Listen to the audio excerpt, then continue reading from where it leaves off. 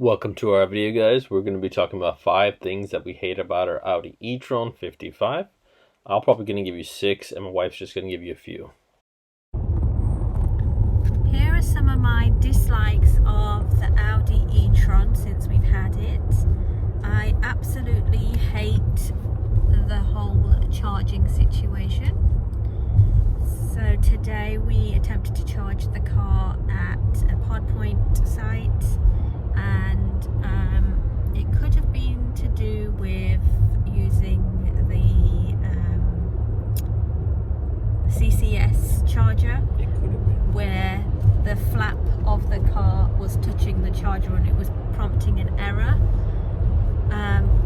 So in the end we couldn't charge because of the error. We went to another charging point. This time it was InstaVolt, and the same thing happened, which is why I think it was to do with the flap touching the charger, because once my husband helped pushing the flap down, the error disappeared and we was able to charge. But today that just wasted about an hour and a half, which is really annoying when you don't plan that into your drives, or when you're going out somewhere and you really need to charge. So I absolutely hate the charging situation, because you need like 50,000 apps.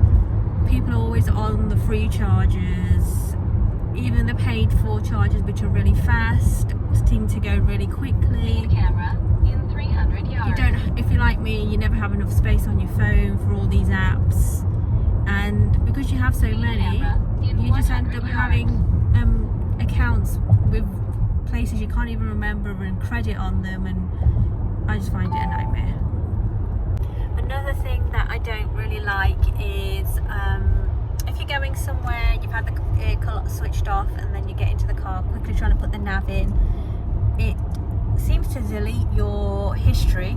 So your favourites have gone, last destinations have been deleted, and unless you wait about 10 minutes for it to refresh its brain, you have to just put the postcode in. So Recording will now start.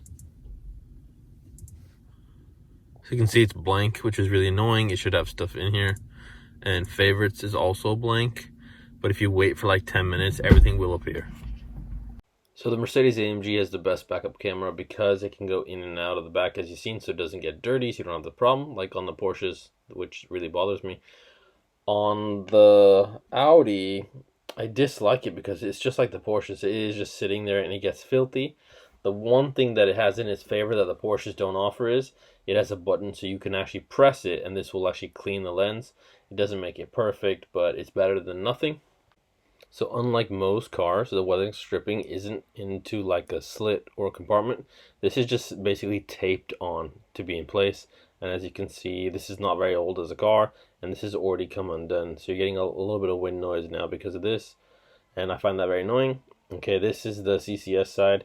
And when you shove the CCS in here, it moves this a little bit up, and then you will get a fault. And I find that very annoying as well. For trunk side, it's better than our Panamera Sport Turismo, because you can see this is our shopping, and then we have to put it in the front as well.